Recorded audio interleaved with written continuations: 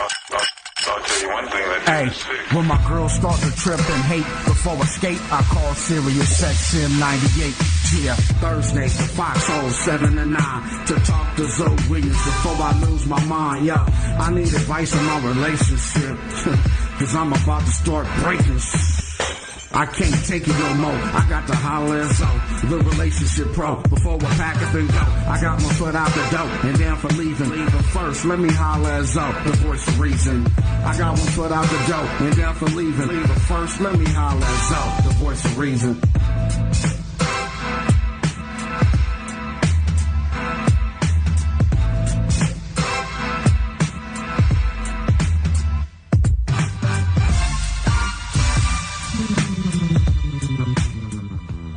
Ladies and gentlemen, ZoWilliams Rising, the voice of reason, back in the building for yet another installment of the voice of reason. Foxxhole Radio, Sirius XM 98. Get to your phone lines. Another heater. White privilege versus black civil rights. The anatomy of racism in America. Ugh. White privilege versus black civil rights. You know you want to talk about this in light of Trayvon Martin, the young kid out of Pasadena, McDade, right? You know you want to talk about it. You know. I need 3 examples of white privilege. Somebody call me right now, 855-369-9898. Is there anything a white person can do in order to lose their white privilege? What is white privilege? Somebody's got to call me and talk to me. Are black people more afraid of each other than whites are? Therefore, playing into white privilege. Do white people even care? And what did the OJ trial do? Right? Because, you know, white people always go to OJ. They go to OJ all the time. That's their media example of the angry black man. All black men are like OJ, just a hair away from killing someone. 855-369-9898. I'm just saying. Somebody call me right now. White privilege versus black civil rights. The anatomy of racism in America. Is it even possible to even think that there will be a post-racial America? We thought so in 2008 with the election of a black president. And we found out that with the election of the black president, we've seen that America is even more racist than we thought initially. 855-369-9898. You better call me right now. I'll be back in 2.2. We're going to do this. I'll talk to you in a moment. Ladies and gentlemen, ZoWilliams Rising, the voice of reason, back in the building. Tonight's topic, white privilege versus black civil rights. The anatomy of racism in America, man. This is a cold situation. 855-369-9898 is the number to dial. You're listening to Foxxhole Radio, Sirius XM 98. I'm opening up the phone lines because I want to hear your opinion on this. Listen, you know I like to go to questions. First off, can you give me, I want the callers to call in and give me 3 examples of white privilege. And also, do we know what white privilege is? Let's go to a definition here. White privilege, a right, advantage, or immunity granted to or enjoyed by white persons beyond the common advantages of all others. An exemption in many particular cases from certain burdens or liabilities. Do we believe that white privilege actually exists? Here's the question. If the tables were turned and the Trayvon Martin case dealt with a little white boy wearing a hoodie with an Arizona and Skittles, and his assailant and eventual killer was black, would it have taken so long to arrest him? Somebody call me right now at 855-369-9898. This is what we mean by white privilege. I'm just asking. You know, is it possible for us to exist in a post-racial America in today's heightened racial climate? I need white people to call in tonight. That's all. I'm not afraid to open up the lines. I'm not racist. I want to hear your opinion. I want to know. I want to know how we feel about this, man. Somebody call me right now at 855-369-9898. That's the number to dial. I'm reaching out to you right now because I want to know, you know, let's even go deeper.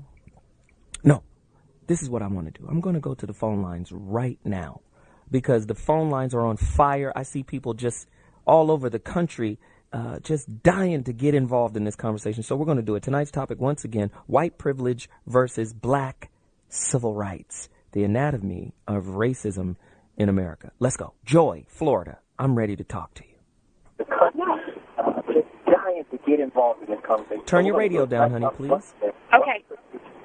I just want to say, and I am not a white citizen, but I will say, as a black woman, I believe that the biggest problem we have in racism is that we contribute to it. There's no way in the world that in this day and age, white people should be so white racist, let me just say, should be so comfortable using the N-word on public television during, comic, routines, just being so derogatory towards black people. But I think that, in a lot of ways, we do it to ourselves. They ain't afraid of us. They're not afraid of us uniting. They're not afraid of what would happen. It takes for the Reverend Al Sharpton or Jesse Jackson to be involved with something in order for them to take us seriously. And it's sad that as a people, we can't become united and let them know that certain behaviors aren't, it's not acceptable. And as far as the white privilege, I will say that their privilege is, number one, they're innocent until proven guilty, which that we don't have that privilege. Number two, they're thought to automatically be moral. You think, well, they're white, well, they're moral, they're Christian, they're this, they're that. People just assume that. And then number three, they just get the privilege of existing without fear of injustice, and that's their privilege, and all of their privileges is what, contributes to our prejudice. But again, I think that it's us as a people that allow that mess to happen, and that's why things are getting worse instead of better. And that's it.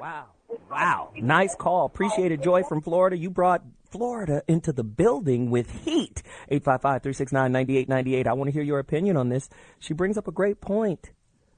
In my opinion, I think black people are hypersensitive when it comes to racism. Point in case, remember that story a few years ago when the NAACP went hard on Hallmark, the card manufacturer, right?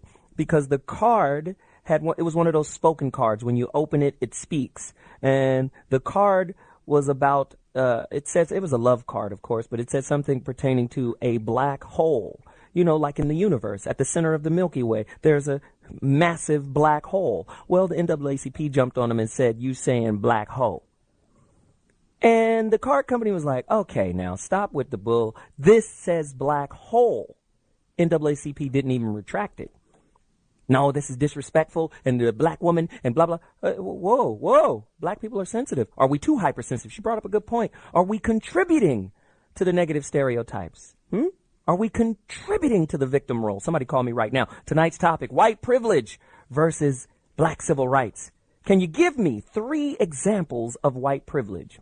When did you find out, right? Because, we live in a society that's ageism, racism, sexism, classism. All of those isms are in effect. So when did you find out that, or when did you become aware of your race? And when did you become aware that your race might be considered a liability? 855-369-9898. I'm opening up the phone lines. I want to talk to everybody. Let's keep going. Straight down the line. Anthony, Nashville, Tennessee. Talk. Hey, I know white privilege white, and one of the examples of it is being able to drive the I-40 corridor from Nashville to Memphis as a white person. Some of my coworkers, African-American coworkers, actually a man I shared an office with and still work with daily, every time he gets a new vehicle, the drug task force that works the I-40 corridor between Memphis and Nashville pulls him over.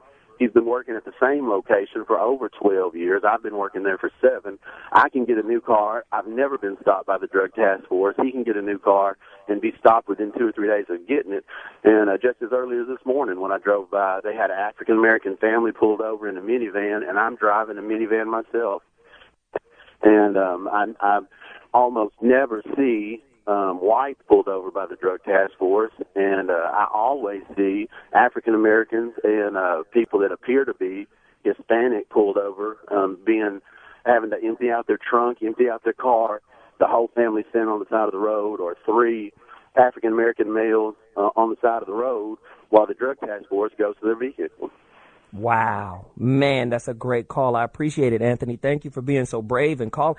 Again, when was the last time you seen a bunch of white people sitting on the curb, you know, with their hands behind their back while their car is being searched? How many times have you seen it?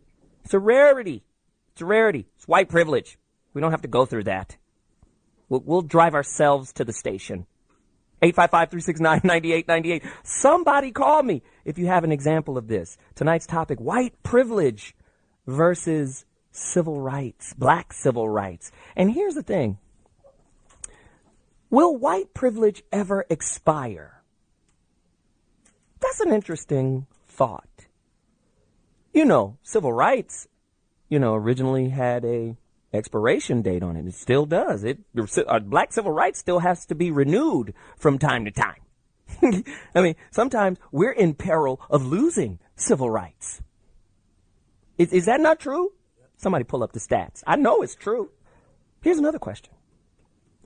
Why does the judicial system look so negatively at black men and women, you know, the stereotypes? Why are we always in and out of that mug? Who creates them, or who actually perpetuates the most violent crimes in America? Whites, blacks, Asians, Latinos. Who's more responsible for the highest amount of violent crimes in America? What ethnic group? Somebody call me right now at 855-369-9898. I just need to know. I need to know. And how come white on white crime doesn't get the same attention as black on black crime? We're living in a highly charged racial society right now. Somebody call me. Have you ever been called a racial slur by someone from another race? If so, what was your reaction to them?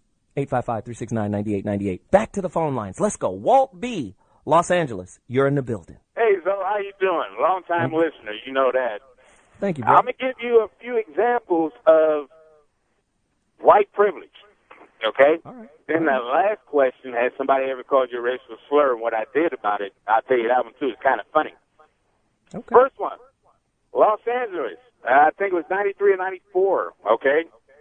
A Caucasian gentleman shot and killed one Hispanic gentleman who was tagging. The gentleman was out walking his dog, saw a tagger, told him to stop. They confronted him with a screwdriver. He pulled out a sidearm, shot and killed one, shot the other one in the ass. Okay? The white gentleman was actually a federal felon. He took a sword into a federal courthouse and got charged with a felony. He was not supposed to have a firearm. He was not charged with any crime. You still there? Yeah, I'm listening intently. Okay. Now, Charles Stewart, dumbass, shot and killed his pregnant wife in Boston. Said a black man in a sweatsuit approached him, shot him, tried to rob him. They stopped the trail on one man named Willie Bennett. And they found out that Charles Stewart and his brother-in-law conspired to do harm to the guy's wife. Charles Stewart committed suicide jumping off a bridge. Another dumbass. Susan Smith, another dumbass. A black man carjacked her with her two kids in there. Where did they find the two kids? Unfortunately, in a river, still strapped into their car seats. Okay? White privilege. They searched for a black man. Walt, where are you? We was listening to the story like it was Disney. Wow, he's gone. Jeez, Walt. What? If you could call back in, the phone lines are crazy right now, but if you can get back, please get back. Let's keep going. There's a few females online. Let's go to Adrian out of Sacramento. Let's do it. Hello? Hey. So I'm listening. I agree with the first caller about the privilege of being presumed innocent until proven guilty. But a concern for me is, as a mother, I don't have the privilege of avoiding the conversation that I inevitably have to have with my son about how to conduct himself. Should he be pulled over by the police? Should he ever have an encounter with law enforcement? And I think that's a highly unfair task to have to take on. But as a mother, a black mother, I realize that's necessary in today's society. But it's a privilege that most white mothers wouldn't have to give a second thought to. Right, right. And that's amazing. Thank you for the call. That's an amazing point. I was just having a conversation with my 15-year-old today. I'm like, you're a little too willy-nilly. You don't understand what it means to be a black man in America. Dude, you're a suspect right off the top. How many times have you been walking down the street? And I've done this a lot, especially in Pasadena. You know, because Pasadena is, you know, the city is laid out like a donut. In every direction, north, south, east, and west, on the fringes of the city, on the outskirts, it's all money. It's all super rich money, fly baller. But in the center, in the whole of the donut, it's gang violence, it's hood, it's ghetto, it's whatever. So you could be walking, and don't be in one of those little fringe areas, you know, San Rafael, Pasadena, or Hastings Ranch, or Eaton Canyon. It's like, hey, where are you going? What you doing? You know, you get that. How many times you been walking down the street and just been pulled over, and the police, the only problem, you look like somebody we looking for. 855-369-9898.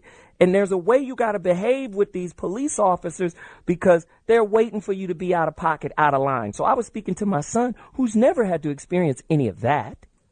Right now, he's in the Santa Monica, Malibu school district. You know, he doesn't even know, you know, he's willy-nilly. He want to pop off. I'm saying pop off at the wrong person. You'll be face down. They'll be treating you like you robbed a bank with 37 guns, and you'll be, I'm telling you, you could be unarmed. We've already seen it. Kids are getting killed unarmed. I was afraid for my life. Really? Skittles scare you. I'm just saying. Hoodies and Skittles, man. Somebody call me right now at 855-369-9898. I mean, it's a tough situation that you got just growing up, living as a black man. It's a cold situation. I see Twitter is on fire right now. Somebody's asking for some Chase Skizzer. I will do that. Yes, I will. But before I do that, let me get some callers in. If you're just tuning into the show right now, we're having a deep discussion here because, you know, and the discussion is about white privilege versus black civil rights. And of course, civil rights has a timeline on it we've talked about. That's something that got to keep getting renewed. Why can't civil rights just be made permanent? Should that be something that black people and black leaders should be, you know, marching on and yelling about? Right? If civil rights, you know, they got civil rights set up like a basketball contract. You know, you get 5 years, maybe a fifth year option. You have the right to pick up the option. Right? Even our relationships ain't even set up like that, which maybe they should be. But if civil rights are like that, I wonder how come white privilege can't be like that either. You know? White privilege seems to be something that's immutable. It's going to be here. You know? It's going to be here. What is the word? How many times have you seen white people acting entitled, especially in their side of town? On our side of town, they scared. They're rolling through rather quickly. Purses are clutched. All types of, they walk with purpose and urgency. Why are we here? We had to just stop by and check on that rental property we have. You know, just really quickly, in and out. Right? Am I kidding? Somebody call me right now at 855-369-9898 if you have experienced something of that nature. And I see all of these Twitter responses. Twitter is on fire right now. Keep the responses coming. I will be mentioning them. Let me go to my next caller because the phone lines are just stacked right now. Johnny, Los Angeles, you're in the building. Talk to me from my hometown. Oh, yes, sir.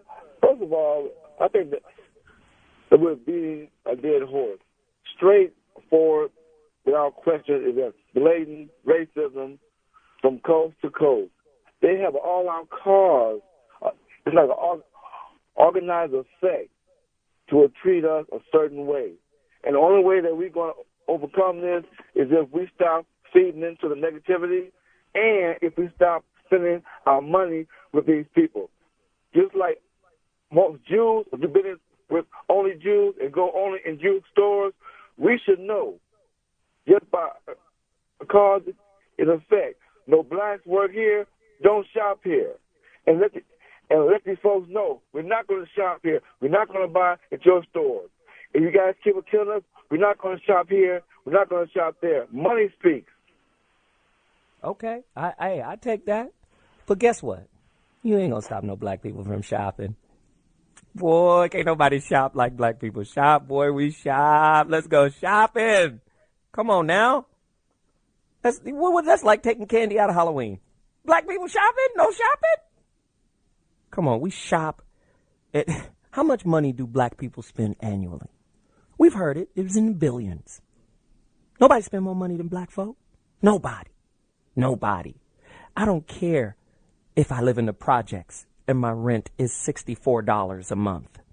I must have several flat screen TVs. And I must have Alexis on 32s. I must start a riot for the new Jordans. I must. Taking shopping away from black folk? That's almost as worse, as worse as taking chicken. Am I being racist? Somebody call me right now at 855-369-9898. I just want to know, are we the problem? White people seem really unaffected by racism. I wonder, is the law of attraction in effect for them? We don't even feel oppressed. That's why we're successful, black folk. 855-369-9898. I'm going to the callers. One more caller before I go to break. Robert, Arkansas, you're in the building. Talk to me. Hello? Yeah. Yeah, I'm listening to your show, man, and I agree, man. This stuff is getting real serious, you know. Ever since we got a black president, this racism thing is just it's you know, for years we've known it's been there, but it kind of, you know, stayed on the back streets. And now, you know, I don't know, it's like a whole lot of people is mad, and they just put this racism, you know, they put it out on Front Street, and they asking why we saying something about it. We're saying something about it because we passing by seeing it every day. You know, I walked out of Walmart one night, and a white lady was sitting in her car. You know, I'm an African American, you know, so, you know, look, average guy, you know, and I walks by her car on my way to my vehicle, you know, and she looks up and see me, and she hits the locks on the doors, you know, and, you know, I'm thinking, what makes me look like, you know, I might rob you, you know, what in my appearance made you think that I might rob you? You know, and it boils down to simply they have this mentality that a black man is a robber, a thief, a killer, or whatever. You know, all of the bad things that we know of in society. They have this mentality that a black man, you know, is all of those things. You know, and that's basically what it is. The police approach us like that, you know. Oh, he's a black guy, you know. I'm sure, you know, he's you know, have committed, you know, several of these crimes, you know. Automatically, you know, they don't give us they don't even give us a chance, you know. You guilty and hope that you can prove that you're innocent. Wow. Hey, thanks for the call. I appreciate it. Listen, we got to take a quick break. Tonight's topic, white privilege versus black civil rights. It's a deeper look, man, into the anatomy of racism in America, man. We have to have this conversation. It's a timely conversation with everything that's going on with the Trayvon Martin case. Again, black folks, don't get your hopes up too high. Just because the dude was charged doesn't necessarily mean he's going to be convicted. It's really hard to convict somebody of second-degree murder. Let's talk about it. I'll be back at 2.2-855-369-9898. Call me. I'm going to callers when I return. Ladies and gentlemen, Zomethy is rising, back in the building. Tonight's topic, white privilege versus black civil rights, the anatomy of racism in America, man. Does hip-hop, you know, really intensify the angry black man image, thus justifying white folks and other races, even black people, to be scared? You heard what Biggie said. Things done changed on this side. Remember they used to thump, but now they blast, right? We can't act like black people ain't out there wilding, shooting, killing each other. Is there some justification for other races to be afraid? Is there justification for police to be afraid? Somebody tell me right now, is there guns on the street in black neighborhoods? I'm not saying we put the guns there, we make the guns available, but just because they're available, if there was a tree bearing guns, I wouldn't go pick a gun off the tree just 'cause. We don't have to participate. Why are we participating? Does white privilege rank higher than male privilege? If you break it down, ageism, racism, sexism, classism, who is the top dog in America in that infrastructure? It would have to be the white male. So what is the polar opposite of the white male? Would that be the black female? Is the black female on the bottom of the totem pole or the black male? Somebody call me right now, 855-369-98. I mean, it's a tough situation. Is it tougher to be a black man in America, or is it tougher to be a black female in America? And those who participate and enjoy white privilege, who do they take advantage of the most? 855-369-98. This is a deep topic. This is a heavy situation. I want to open up the phone lines and see what people have to say. It's a tough thing to go through. Somebody call me. But the lines are full. So I'm going to go right now. Marcus, California. Let's speak. Marcus from California. I've got to move. Courtney. He's a male from North Carolina. Talk to me. Yeah, what's going on, Zoe? I really love your show and your intellect, man. You expanded my vocabulary a whole lot. But one thing I want to say about the white privilege is it's obvious when it took 43 other presidents before we got a black president. Doesn't that say something about white privilege? Well, or at least they're saying I'm sorry. I don't know. But it might say something about white privilege. That was a place that even black people thought, we'll never be able to become a president. But the fact that you've become a president, is that their way of being apologetic? I don't think it's their way of being apologetic. I think it's them acknowledging the fact that we do have some great black men that are out here doing the right thing. But every time I turn the news, man, it seems as though another form of white privilege is they own most of the, like the New York Times and all the television shows and things like that. They have a way of reinforcing their own viewpoints of a black man. I mean, a perfect example of that is the MSNBC, which is supposed to be a liberal news media. They only have Al Sharpton on there. Nobody else. I mean, that's the only black face they have on there coming from the left. I mean, it's just like they control the media and they control most of the airwaves. So, of course, they can pump that negative stereotype over and over again. And that's one of the things that I feel like is so damaging to us, not just as black men, but to our black race. It's really damaging. Wow. Great point. Great point. Here's the thing that really annoys me. Black people have, and this is not a racist statement, black people have the richest history in the world.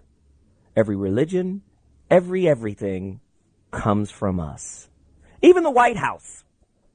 The White House, right? You know the story, designed by a black man, Benjamin Banneker. You know, the White House, right? Who was the first country that America did a treaty with? It was with Africa. Morocco.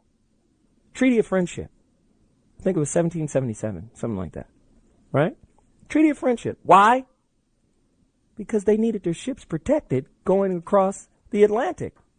The pirates, who we now call the Buccaneers and the Raiders, right? Were black people. Not Jack Sparrow. It was black people. Moors, Moroccans. What's the capital city of Morocco? Casablanca. House, White House. Blanca, White House. The word black comes from blanco. White and black mean the same thing if you get into the etymology of the word. I'm just saying, if we don't know our history, how can we defend ourselves from people? Listen, whenever I see white privilege, I think in terms of white supremacy. It's just a nicer way of saying white supremacy. Anybody who thinks they're better because of a color has to be insecure by nature. Right? When did Europeans turn white? That's an interesting concept. Let's go into the information. Prior to the mid-1600s, in the colonies that would later become the United States, there was no importance placed on being white. By the 1670s, the indentured servitude of Africans was on the rise. So to keep white European servants and black African servants from forming a rebellion against the power elite, white European servants were given certain privileges that black African servants were not, including land and the ability to testify in court. A couple of centuries later, during the Civil War, rich Southerners persuaded poor whites who didn't even own slaves to fight by convincing them that their skin color was more important than their interest in a free job market. Think about it. White indentured servants, right? Work off your debt. And now you can work and get paid for your work. Well, why would I pay somebody when there's some black slaves over there that'll work for free because I own them? And the poor whites and the poor blacks shared more in common economically. And then you had the elites. And they felt, we can't let these two people get together. And that's when whiteness. Hey, you're white. That means a lot. Do you understand that? Classism is the real problem. Let's go deeper. Somebody call me at 855-369-9898. I want to know. That little excerpt was from Tim Wise. Very, very powerful author. You should get his work. He wrote a book called Between Barack and a Hard Place. Very tough. Man, this guy is cold. This mentality continues today. For example, in 2005, the two communities hit hardest by Hurricane Katrina were the lower 9th Ward in New Orleans and St. Bernard Parish, which were 94% black and 95% black, respectively. Both have high levels of poverty. When Wise asked citizens of St. Bernard Parish who was to blame for the area's economic status, they blamed the people who lived less than 500 yards away, black people in the 9th Ward, even though they share the same economic status. Somebody call me right now. Whiteness, is it a disease? Somebody call me. I see the lines are on fire. I just love it. I want to hear what everybody has to say. Let's go. Wayne from New York, you're in the building. Hey, good evening, Zoe. How are you? Good hearing your voice and your show. Thank you, brother. All right. You asked if white privilege exists. I can give you 3 examples off the top of my head. The mere fact, here in Buffalo, New York, if I live on one side of the city line and I use my credit card to buy gas, they want my zip code and my information. If I drive a mile over the city line into a suburb, doesn't exist. That's one example. Another thing is you pay more for insurance inside the city, but all the car theft rings are in the suburbs where they pay less. That is another example of white privilege. And the mere fact that we have to ask if it exists, that means it exists and it's a problem. Till we get the numbers, it's going to be there. We're even trained to think about living in this country instead of thinking about everybody inside of the entire world where it's a global economy. We have the numbers worldwide, but we don't have them here. That's part of the problem, and we're not educated. Wow. And you know what? Let's go deeper. Yeah, please. I thank you for the call. Thank you. Let's go deeper. Education is great. But we have to remember, this is an anglicized education. This is a European education. I heard an old wise man of African descent say, the worst thing a black man can have is a really good European education. Because you're being educated through the filter of Europeanism, of colonialism. Let's just be honest. If I turn on the Discovery Channel and I want to know about Egypt, why are all the Egyptians depicted as white? Egypt is a Greek word, Egyptos, land of burnt faces. That's the Greek enunciation of it. If we go back to what the Africans was calling it, they call it Kemet, which means land of black people, right? Why I gotta call Khufu Cheops? Cheops is Greek. You making him white. Khufu sound like Abdul from the car wash. Everything gets anglicized. I'm not saying it's bad to have a European education. I'm just saying sometimes when you're learning from the oppressor's perspective, you get conditioned to see things through their filter. And I always say whoever wins the war gets to rewrite history. How about that? Listen to this. This is very interesting. This white guy wrote something about Trayvon Martin. His name is Norris Burks. Burks starts the article off by asking how he is any different from George Zimmerman if he does not first examine his own role in racism. As a white man, he is given privilege and he is given the benefit of the doubt, just as Zimmerman was, but does nothing to earn this privilege, right?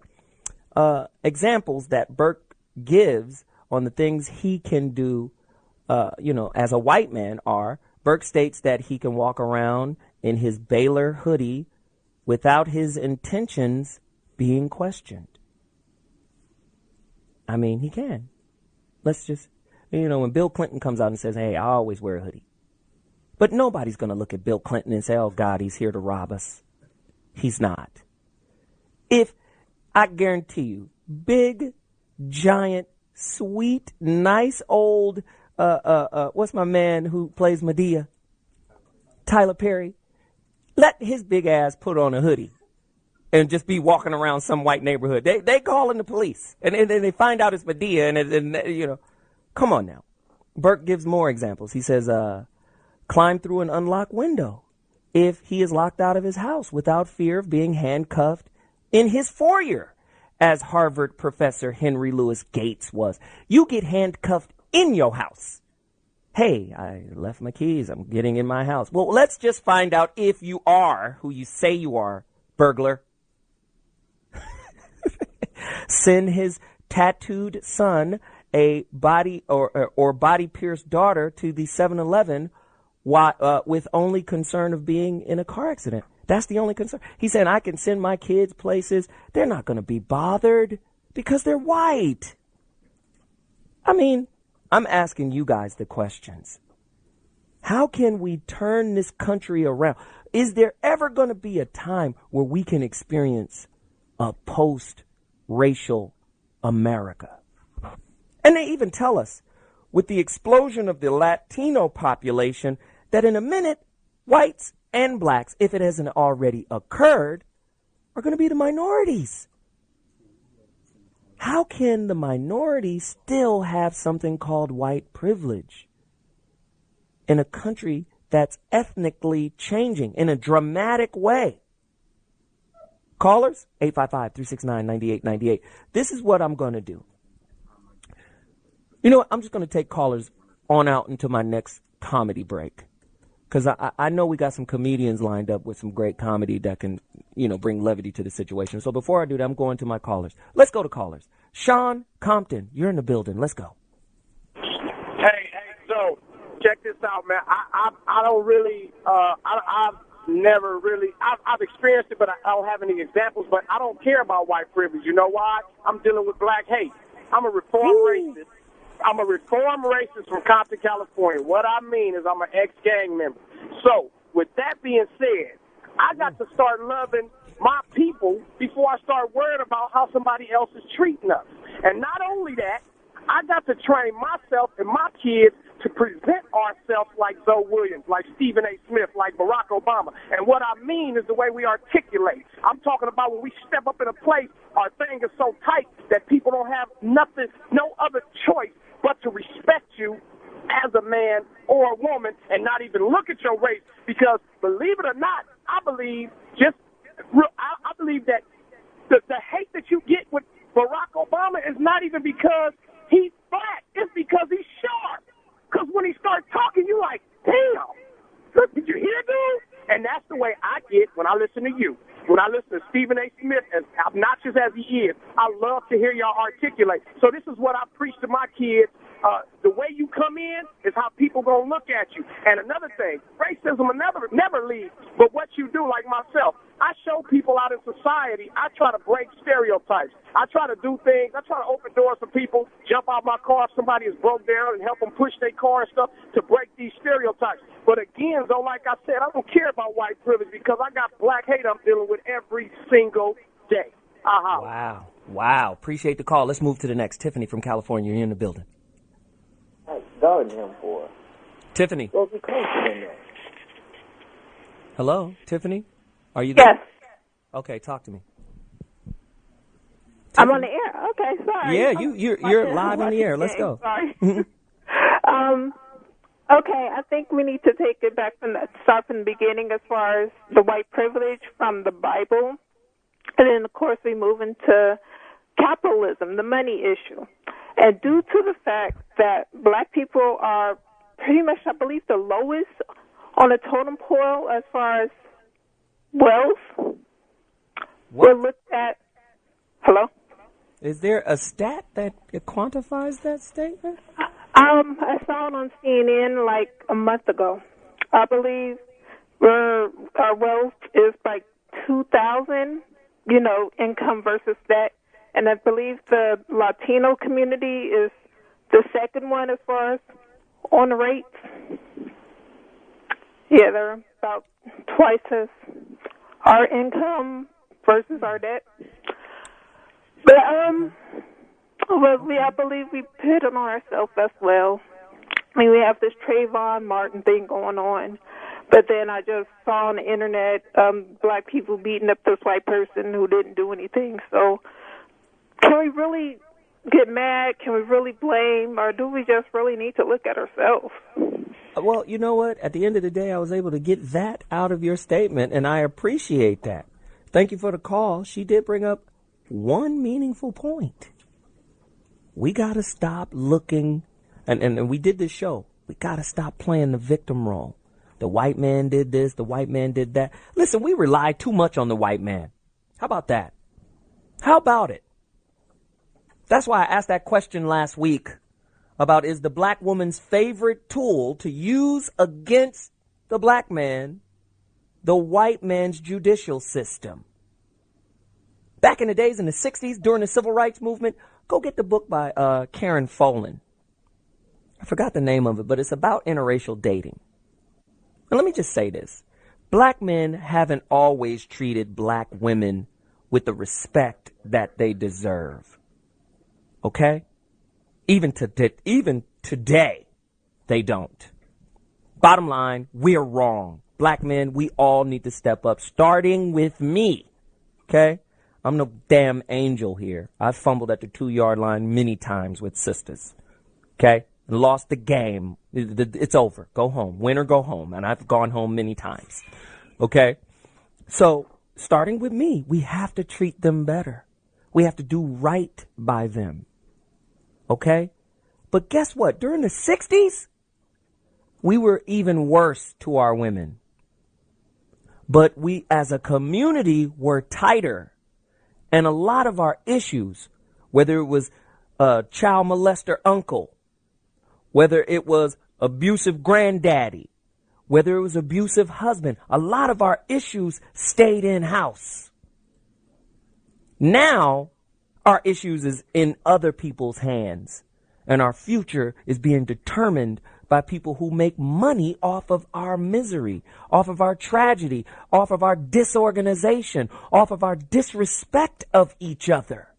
Somebody call me, 855-369-9898. I got to take a quick break, but when I come back, I'm going to callers. Tonight's topic is crazy. White privilege versus black civil rights, the anatomy of racism in America. We have to do these kind of shows in light of what's going on in the world. Call me, call me, call me. The phone lines are still on fire, but I still need to talk to you. I'll be back in 2.2. Wow. Legendary comedian. You know who it is. Paul Mooney. Jeez. He goes in. Welcome back to the Voice of Reason. Zometheus Rising. Tonight's topic, white privilege versus black civil rights, the anatomy of racism in America. Conversation we got to have.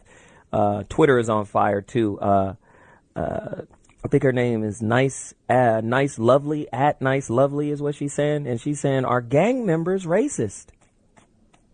Hell yeah, if they killing their own people. Right? I think that's a great point.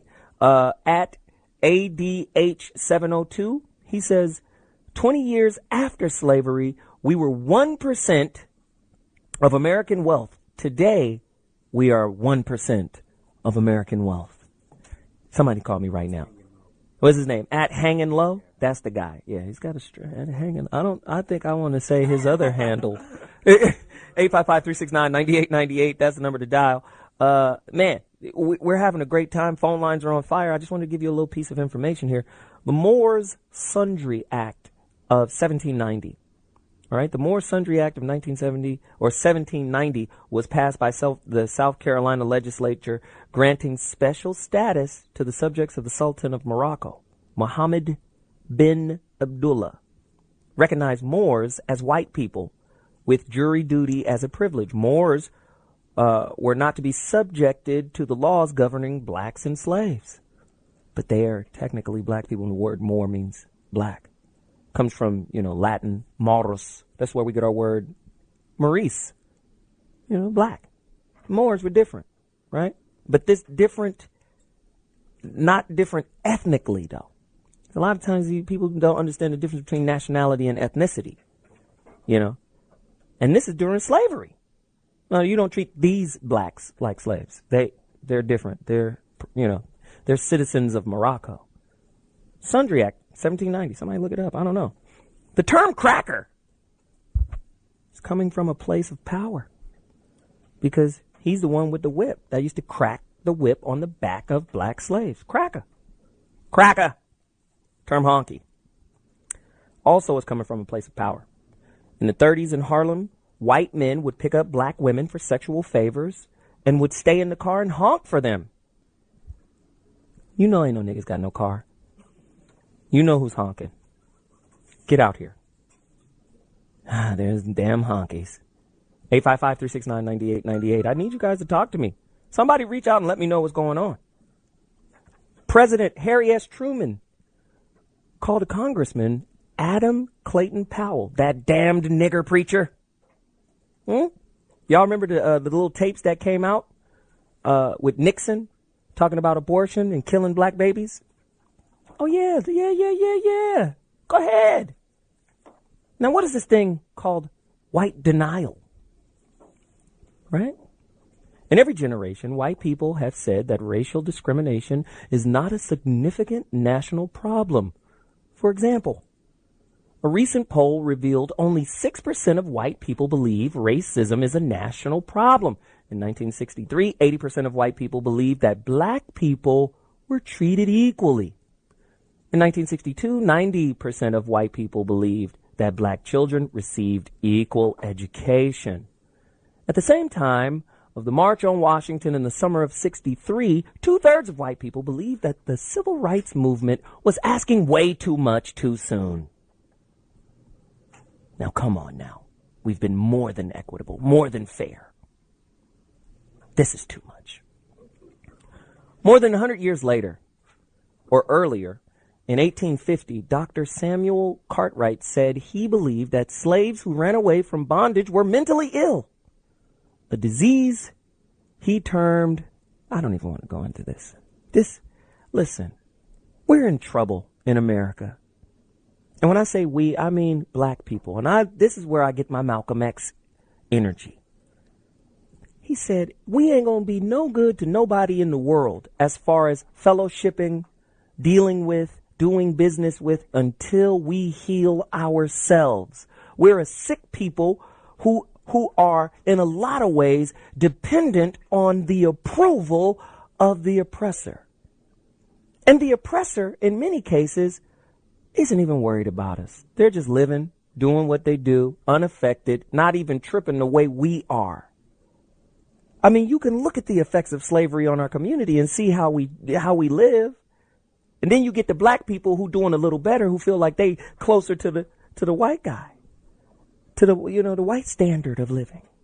I mean, we have to be able to define our own standards again. What means something to us, devoid of what everyone else thinks? Somebody call me. Phone lines are open. I'm going to you. 855-369-9898. What is that? Marquita from Kentucky. Let's get busy. How you doing, sir? Yes. How are you? Are you there? Yeah, I'm right here with you. Okay, I'm sorry. I didn't hear you. I'm driving down the highway. Before I begin, let me give you a little bit of background. I'm a 13-year Army veteran. I was an instructor in the Army. I have 4 different licenses in the health and fitness and sports field and 4 different college degrees. Yeah. Now, I want to talk about some of the things that you addressed as far as the white privilege and the white denial. I had the opportunity to go through what's called the Equal Opportunity course to become an Equal Opportunity Counselor in the military. And one particular section of that course, they addressed what's called the White Male Club. Now, going through the course, you know, there were a bunch of my white male counterparts that agreed that racism didn't exist in the Army or discrimination didn't exist.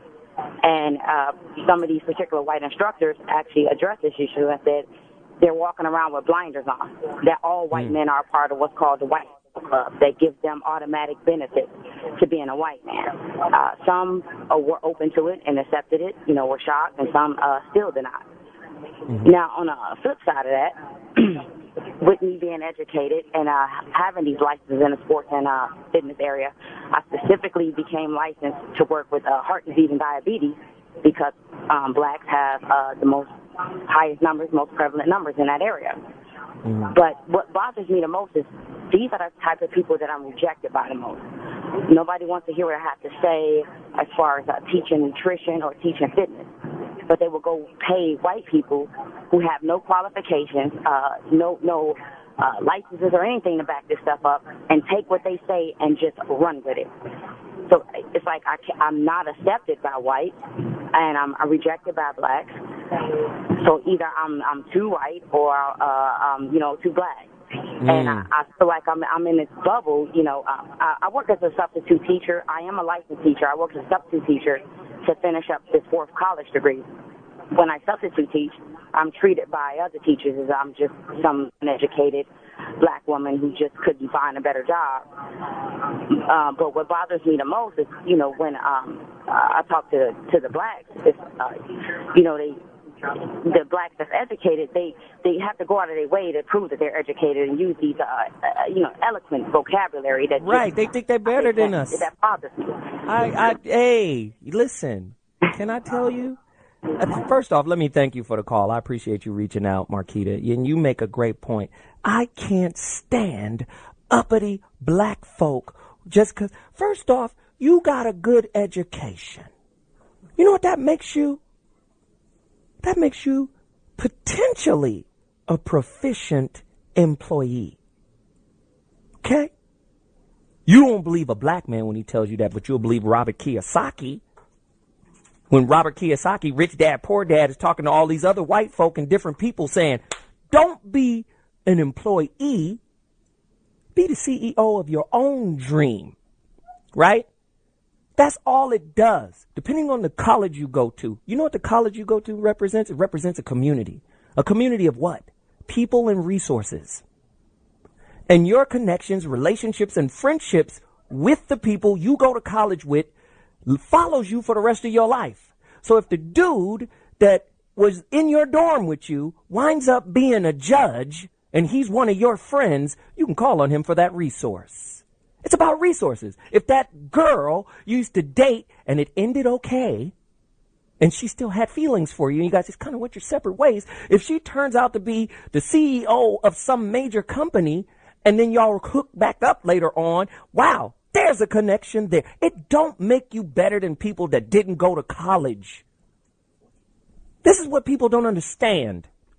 You understand? Listen, go to YouTube right now and look up a video. This is a call to action out there. Look up a video called RSA Animate. And it's called Changing Paradigms in Education. And it talks about the non-academic versus the academic. And it talks about standardized testing and how it is racially biased. And the longer children stay in the educational system, grouped by age, like a manufacturing plant, because you have to remember the purpose of education in America is to integrate people who graduate from school into the job market. It's not to make you smarter.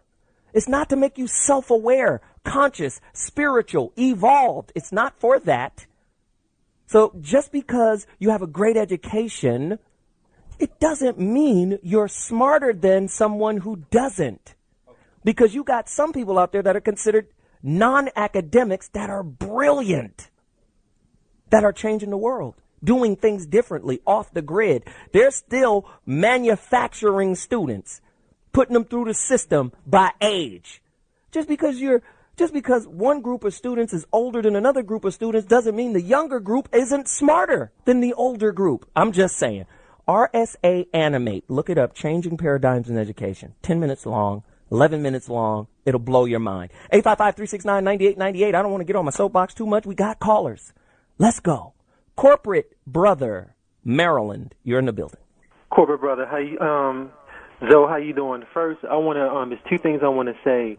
You know what? I think the whole idea of white privilege began during the populist movement in the late 1800s and the early 1900s, and that was, you know, poor farmers and poor white farmers and poor black farmers were trying to band together to go against the elite. Right. And so what the elitists had to do was like, well, dang, I gotta get these people off my ass. You know, right. So what I'm gonna do is create a buffer class, a middle class. So what they did was gave that to the poor white folks and say, okay, I'm going to call you white and call them black. You know, and you don't want to band with your black brothers. All the ex-slaves. So what I'm going to do is I'm going to give you all these rights and privileges, and that's how the middle class began. Now, fast forward up into the 2000s, I think a lot of that stuff is being taken away. That's when you see all of these Occupy Wall Street starting to pop up, because a lot of white folks are realizing, like, hey, I don't have the privileges that I had back in the 80s, 90s, and the early 2000s. You know, also, and the second thing I wanted to say, Zoe, is black dysfunction, you know, it's popular. You know, like every time like there's some type of hard times that's going on nowadays, I think some white folks love to see black dysfunction, because because I believe some of them say things like, well, and my life is fucked up, but at least I'm not like them. Right. And it's popular. It's popular and it's very profitable. Wow. Hey, man, great information. You made the show that much better. I appreciate you for reaching out. I got to go to Joan from Chicago. Talk to me, Joan. Hi, how you doing? I'm good. Oh, you said something about, does black women have it just as hard? I believe we do have it just as hard. I'm a black woman in Chicago, but I'm a mixed race black woman. And I was driving down the street one day with my mother in the car and was pulled over, and the first thing they asked was, she okay? They bent down in the car and asked my mother, was she okay, guns drawn. And the first thing she said was them is, I'm more afraid of you than I am of my daughter. That's cool. And they just stood up and walked away, and I'm like, okay, what was that about? No probable cause to pull me over. And I guess, you know, since I'm not a dumb black woman, and I know my rights as far as them pulling me over, they couldn't do nothing but walk away. And so, yeah, we do have it just as hard.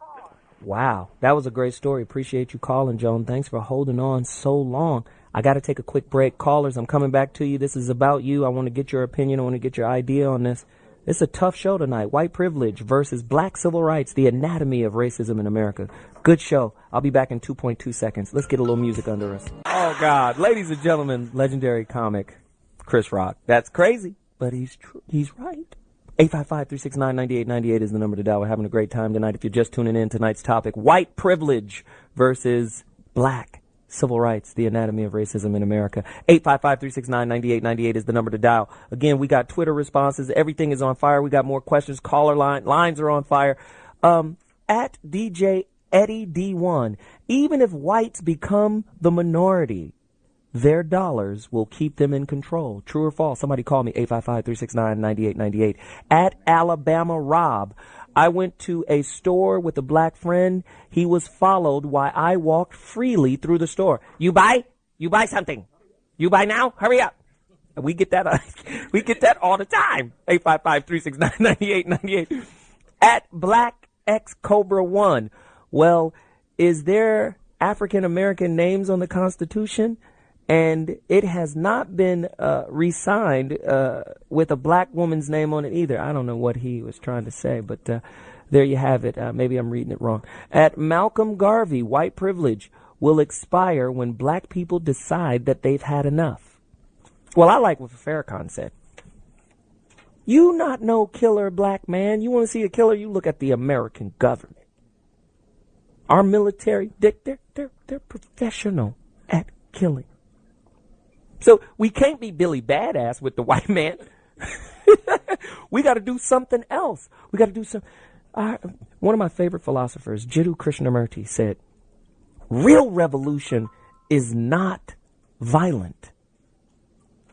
Real revolution is psychological. We have to change the way we think. We're a people who have low self-esteem as a culture because we don't have a culture. The most dominant culture on planet Earth right now is hip-hop. Hip-hop devoid of your real culture.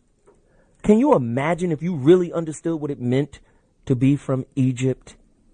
Can you imagine if you understood what it really meant to be from the Ivory Coast? I mean, like, really know your history, know who you are, what you're about, where your family came from, what your cultures was, what your customs were. Can you imagine what kind of word we could deliver through the filter of hip-hop?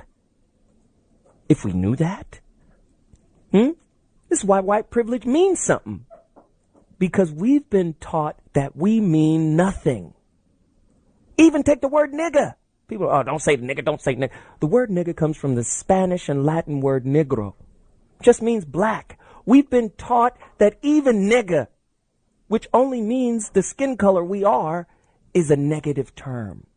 We can't even see outside of the connotation and the denotation of, well, because the white man called us nigger, it's a bad word. No, it isn't. You empower him by saying it's a bad word because he said so. You can claim it and say it just means black. Just like more means black. How about that? 855-369-9898. Somebody call me right now. I need to go. I need to go to lines. Is the N-word a more degrading, hurtful epithet than words like kike, wop, wetback, mick, chink, sand nigger, or gook? Somebody call me. We're having problems here in the world, and we need to get to it right now. Let's go. Michael from Texas. You're in the building. Yes, Zoe, you were kicking much knowledge right now. Just to give you a little bit of background about myself, I am a high school teacher. I have a master's degree in political science. And I believe whiteness is a disease and it is contagious. But it's not the white man that has caught the disease. It is the black man and the brown man who have allowed themselves to become assimilated into this American system without reaching back and looking at our roots. It has put us at a disadvantage because we have been psychologically depressed and oppressed. Wow. Hey, I was just going to be quiet and let you roll on a little bit, but I appreciate the call, man. Thank you for hanging on. That's heavy. Is he right? Somebody call me at 855-369-9898. Alex from Florida, you've been on for over an hour. It's time for you to chime, brother. Hello? Yeah, you're here, bro. Hey, yes, I want to piggyback off the very first caller about the white man, white people in general having the privilege of just being white and their cockiness that they can are free in the boldness for persecution. And what I mean by that is a white man pulls up at one of the two of our famous home improvement stores and picks up with a trailer and walks in there and talks with the associates about lawnmowers and stuff like that and pulls the display off the floor and walks out the door with it and shows a receipt in the air and nobody actually checked it and he puts it on his trailer and rolls out and rolls away with it. And you want to talk about their privilege and their cockiness. They feel that they are actually free of persecution. And he was meant to come in there and actually buy that, but he actually didn't. You know, and that's the things that you will and you do see in this country. You know, and white men, yeah, they are robbing this country blind right in front of our faces every single day. Not small stuff, the big stuff. You know what I'm saying? Wow. And hey, that's real, you know. You see that. They're bold. They're cocky. Hey, seriously, thanks for the call, man. I appreciate it, man. I appreciate it. Again, this is your time, man, to talk to me about this topic, white privilege versus black civil rights. I believe that white privilege would mean nothing if black people started to believe, invest, love, and respect one another. It wouldn't matter what other people thought. It just wouldn't matter. You know, it wouldn't matter. You know, our idea of success is being able to live where they live, being able to afford to, being able to reach a certain status. That's what matters. What's the difference between a hustler and a corporate hustler? There's really no difference. The hustler on the street wants to live where that corporate executive guy lives. He does. He wants that lifestyle, right? He just goes about getting it differently. But I'm just saying, our standard of what having made it means wasn't designed by us. How about that? 855-369-9898. I'm going back to callers. Who do we have? Let's go to James out of Detroit. James, let's talk. So, how you doing? What up? I'm good, man. I got a call to action. I got 2 points here. I got a question to you and all your listeners. The question is, racism is an illness. Are you sick? Okay. That's the question. I think we're all infected. I Yes, think we're all somewhat infected. sick. Yeah, absolutely. We all infected. Can you imagine if you were inside somebody's car while they were getting cut off by an Asian person? Can you imagine the words that would come out their mouth? Well, I we think we're all all infected infected. because we're in the United States of America, where racism is taught and preached and taught as we from childhood on up. Mm-hmm. The other point I'm trying to make here is this: call to action to all black people, the biggest consumers of the world, the biggest spenders. All we need to do is come together, keep our money in our pockets for at least 30 days. We shut down this whole United States. Let's build our own infrastructure, build our own banks. We can start our own economy, put people to work, and we got all the technology through the radios, through the Twitter, the internet. Design where we're going to spend our money. And we can go to these establishments and say, look, we're going to spend our money here, and we do like the big corporates, like Walmart. Mm-hmm. Well, hey, man, James. And put this United States to their knees, because we running this whole United States of America. Well, and you make a good point. I appreciate the call. Thanks again. Let's go to Toronto. Kareem, you're in the building. Let's go. Alrighty. This is my thing right here with racism. Me and myself, I'm Egyptian. And so basically after September 11th happened, I mean, of course you can assume or just know right off the bat what racism just happened for me, from my end, from other people looking at me different, knowing that I'm Egyptian. And then once that happens, everyone looks at me, label me as a terrorist, get randomly selected at the airport so many times. And I deal with it. I live with it, and it's a part of my life now. I mean, I think racism is important in America, and I know everyone's going to disagree with me, but racism is important to know where we came from. I mean, back in 1860, 63 or 65, when Abraham Lincoln signed the Emancipation Proclamation, freeing the slaves, I mean, everyone was against it. And still to this day, I mean, it's just been referenced, and there's just a lot of hatred being going on in America. And it's mostly, it's a lot of people who are really ignorant versus anything, because everyone's saying we need to do this by ourselves and we need to do this just for us. And when you look at it, I mean, racism isn't just, a name saying the N-word or, calling someone a wetback or anything like that.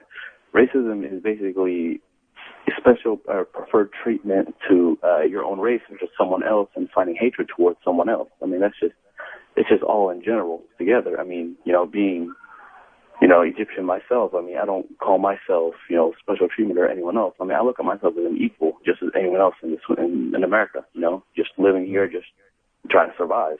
That's basically all it is. Hey, Kareem, thanks for calling, man. That's a good point. I appreciate it. Toronto's in the building because of you.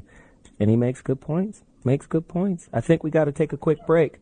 But when I come back, I'm going back to the callers. I appreciate everybody's opinion and perspective on this. It's a very important topic in light of what's happening in the world today. White privilege versus black civil rights. Civil rights, period. We'll be back in 2.2.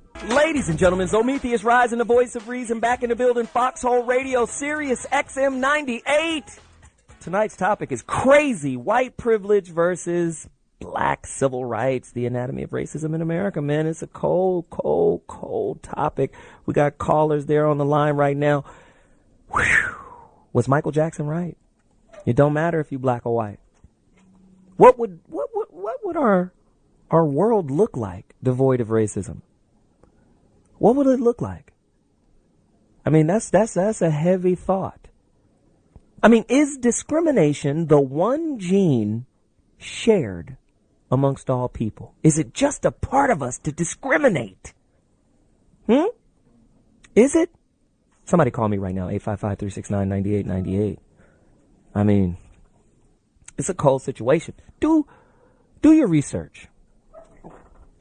Every time white people went and colonized or conquered some place, they recontextualized the history and the culture of the place they conquered. Right? When the Romans or the Romans, I think, Caesar and Alexander the Great and all of those kinds of folk went into India. First off, there's a movie that was narrated by what's my man Harpo. You told Harpo to beat me. Danny Glover. You told Harpo to beat me.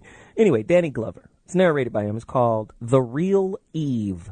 Go to YouTube. Look it up. 9 parts. Exceptional. 75,000 years ago was the first time an African set foot on Indian soil. And that's where the people evolved from. Africans. Okay? Period. But when Alexander the Great and them got there, they saw this beautiful culture. You know what they did? They recontextualized it. What did they recontextualize it with as its basis? A caste system. And the caste system was based on one thing. The Sanskrit word for caste is varna. The word varna means color. All the dark people are at the bottom of the caste. And now the new Aryans who have just arrived, I don't understand how you named yourself Aryans speaking Latin or Greek, and then you just call yourself a Sanskrit word. I don't know how you knew Sanskrit before you got there. You called yourself Aryan, which means noble. All the white lights are at the top of this hierarchy. Everywhere they go, they disparage color. Is it because they don't have it? Is it because they're insecure that they don't have it? That's what black people ain't running around going black supremacy. And if we are, we're doing it in response to being oppressed. Black people all over the world, go to the Philippines. Those black people in the Philippines. That's why they got color problems. Skin bleach, #1 product sold over there. If you dark, you're being ridiculed in the Philippines. Period. Right? Now, whiteness is the standard of beauty. Don't let a white girl go missing anywhere in the world. There is an all-point APB out on Becky. I don't care if Becky is lost in Bangladesh. Even the Indians are looking for her. Becky's lost. We have to stop living our little lives and go find Becky for real. Am I lying? Let's just remake a movie about Egypt. And we'll put Elizabeth Taylor as Cleopatra. And that will become the standard of who Cleopatra was. Not knowing that there was 7 Cleopatras. And the Cleopatra that Elizabeth Taylor played was Cleopatra the seventh one, daughter of Ptolemy, who was, a Roman soldier. So she was mixed. How about that? They don't know the history. 6 other Cleopatras that was as black as midnight in the desert. They don't want to give us our credit. Why? Because our credit runs deep and wide. There's a school right here in Southern California called Alhambra High School. Alhambra? Yeah, that fortress in Spain built by the Moors. What is the school's mascot? The Moors. The Alhambra Moors. Don't believe me? Look it up. Southern California, Alhambra Moors. Mainly Asians go there. And the black kids that go there don't even know what a Moor is. That's your history. Well, we won't be putting those in any books. You won't see that in a textbook that says that's you. You'll see a bunch of obscure definitions, and a moor is a hook mooring on the ship where we tie things down. No, it's not you. No. But you go further back in the history, you'll see that's part of our history. Why is it so important that black people be stripped of their history? You're stripped of your history. You're stripped of your self-esteem. How can you love each other? Somebody call me right now. I'm going to line. I'm sorry. I'll just go to the lines. Bill, Wisconsin. Talk to me, Bill. Hey, how you doing today? I'm good, man. Having a good time. Hey, listen. I think that, I grew up during the 60s, and I learned about respect. I'm a white guy. And I learned about respect when we were surrounded by a black gang in the park one day, me and this other guy. And there was a couple of guys that were going, yeah, that's them, and I had no idea what they were talking about. And then when it was getting time to, get our butts beat, one guy stepped out of the back and he said, no, man, it wasn't him. He pointed at me, and he said it was him. You can go. And ever since then, I said, you know what? This ain't about color. This is about respect.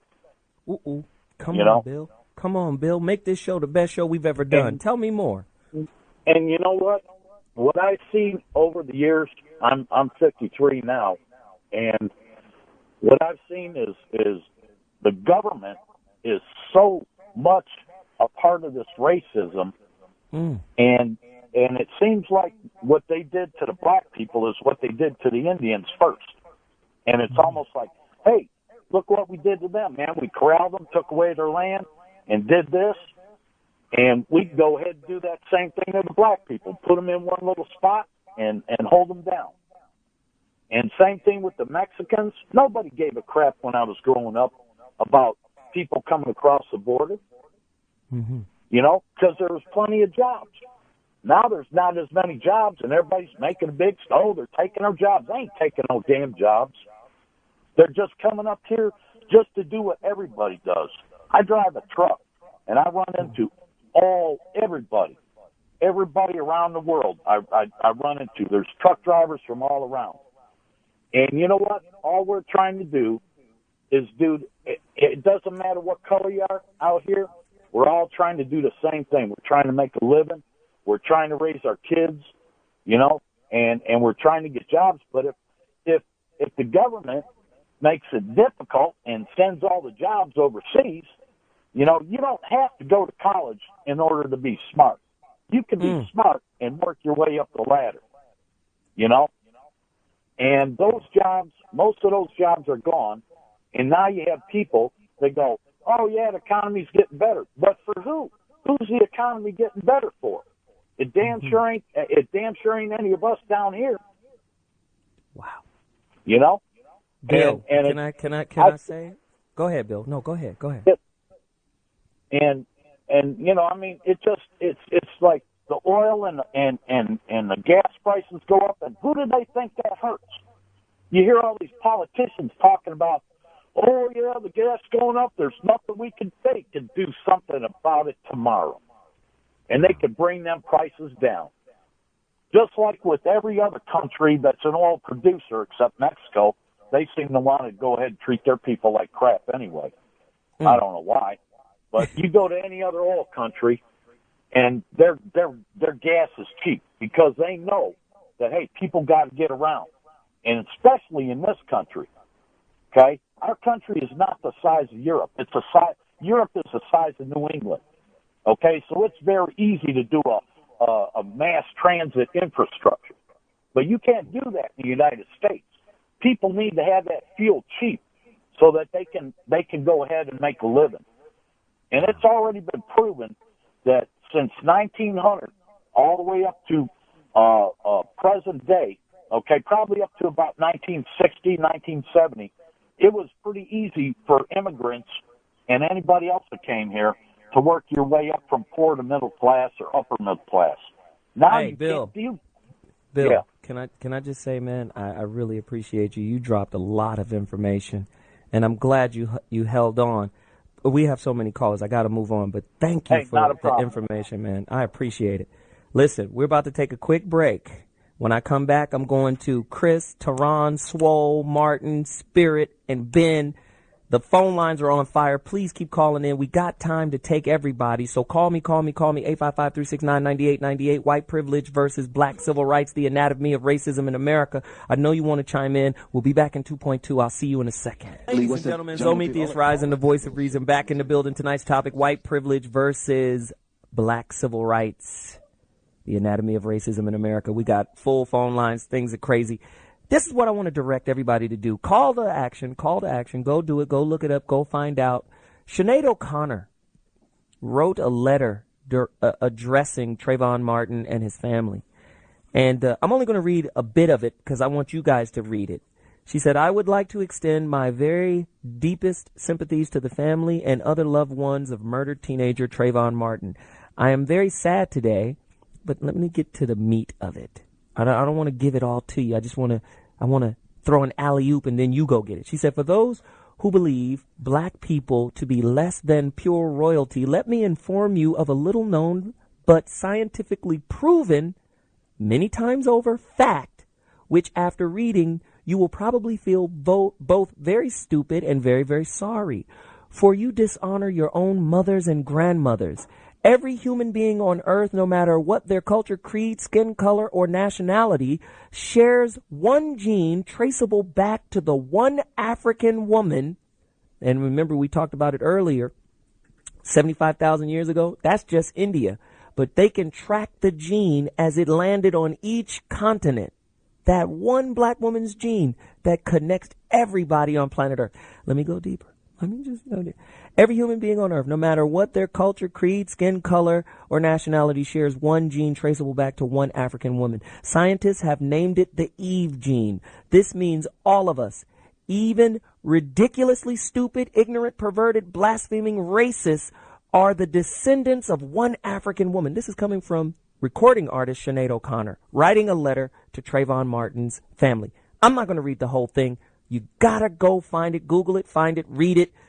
It was so beautiful, passionate, moving, the whole 9 yards. We have to understand our history. Callers, you got 30 seconds or less to tell me how you feel. 30 seconds or less. I gotta get you all in, so you gotta keep your comments short. Let's go. Thomas, California, you're up. I'm not sure how I feel about the letter. I think, to really make an opinion on these sorts of things, and if you're going to ask listeners to comment on it, you have to read the whole thing to get the full context. I don't have the computer in front of me right now. In fact, I only use the computer for word processing, so I feel like I need to hear more. But either way, I think, it sounds very passionate, and I'm not sure if there's more I can say. Okay, well, thank you, Thomas, for waiting. Chris, North Carolina, you've been listening the whole show. Let's see what you have to say. All right, so I just want to, I would love to talk about the Sinead O'Connor, but I've been waiting long, so I just want to say what I have to say about the whole racism thing. I think racism is subtle in what we see in today's society. I think what I consider subtle racism, I think that we as people, we as our own people create some of this racism by living up to a lot of these stereotypes. And it's sad to say because sometimes I feel that I don't know that I'm black sometimes. I feel that I have to conform to each race when I'm around them. Like, if I'm around black people, I have to speak a certain way. If I'm around the Caucasians, I need to sound highly educated so they don't look down upon me. So it's just I think that I have my own battles that I'm dealing as people, and I think a lot of our people have the same battles that I'm facing. And I think when we see people like that one guy that 30 was seconds, like, Chris, Huh? I'm sorry, brother, but 30 seconds. I gave you a minute, twice as. I'm sorry. I got to move on. So many people want to talk, but thank you for the call. I appreciate it. We got to move. Tehran, California, you're in the building. 30 seconds. Doing, sir? What's up? Yeah, I just really quickly say that, yes, there's white privilege, but there's a way to eliminate that. We have to look within ourselves. Within the community, we have killings all the time, and we're worrying about the police coming to the neighborhood. Why? Because a lot of people still are doing bad things, and they're wondering whether they're going to get racially profiled. Of course, that's going to happen because of the way the media is. But anyway, we have this no snitching rule. If you know who did something to your family member or whatever, but yet you say nothing, how can something be done? Wow. Start hey, saying something and start taking care of each other, and that's all I got to say. Hey, thanks for the call. Appreciate it. Swole from Miami. 30 seconds or less, Swole. What's up, Zoe? It's Big Swole. Check me out. I like to go back to the origin of man. The top Neanderthal sites are found in Europe. 1. So who's really the monkey? 2, if you go back to in the Bible, the leprosy was a curse. The only time you get 2 recessive traits is when 2 recessive people have a child. So all the stuff of what they call us monkeys, or we're not the ones that are intelligent, we don't come from Europe. We come from Africa. So wow. I think hey, we need Swole. to go back and go ahead. Swole, I hate to cut you off. 30 seconds. I got to go, but I appreciate the information. Cedric, St. Louis, you've got 30 seconds. I'm going to cut you off if you don't give me that 30 seconds, brother. Hit me. Yeah, so how you doing? I like your show, but I want to say, 3 weeks ago, Jerry Owen got on the show. He's a white guy, and he married a black woman, and he put Got Black out there, said that Got Black was on the texting and on the wasn't listening, and he said that Got Black, you gotta get with the program, man. And Got Black is he's the man at the Foxxhole. So I just want to say that's like he's thinking that white privilege right there. Oh, you saying he just overstepped his boundaries by talking crazy about his superior? I got you. Yeah, that wasn't cool. You know what I'm saying? That wasn't cool. You want me to whoop Gary's ass? I'll whoop Gary's ass next time I see him. All right. That wasn't cool. That's 30 seconds, man. I gotta go, Cedric. Thanks for the call. Spirit from California, you're in the building. Let's go. 30 seconds. Good evening. Thank you for the format. I'm a golfer, and there's a tournament that was just watched called the Masters. This is not about racism, because when they did not allow the CEO of IBM, a white woman, to come in and be a part of their club, they're white women and white men. This is not about racism. This is about masterism. Anytime you get one culture, one race of people that suppresses their own, they were just granted the right to vote. So when you look at white people in power, you cannot look at them and say they are against blacks, Mexicans, you cannot. They are against their own. It's a master's mentality, and a master wants to keep control. That's over everybody. Thank you. Wow. Hey, Spirit, I appreciate the call. Thank you very much. Again, tonight's topic on fire from beginning to end. Callers, tweets, all kind of business going on. Follow me, ZoWilliams.com. Leave your comments on the page. Follow me on Twitter at ZoWilliams. Find me on Facebook. Friend me. Listen, all week long, I'm spewing out questions leading up to next week's topic. It's crazy. I really appreciate everybody's participation in this show tonight. It was a needed one. It's a needed one. Much needed one. Thank you very much. I'll be seeing you next week. ZoWilliams, the voice of reason. I'm out. Deuces.